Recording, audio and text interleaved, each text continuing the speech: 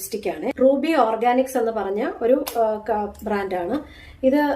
ഇച്ചിരി വിലയുണ്ട്, പക്ഷെ ഇവർക്ക് ഇതില് കെമിക്കൽസ് ഒന്നുമില്ല എന്നാണ് അവർ വാദിക്കുന്നത്. ഒരുപാട് ലിപ്സ്റ്റിക്കുകളിൽ ഒരുപാട് കെമിക്കൽസ് ഉണ്ട്.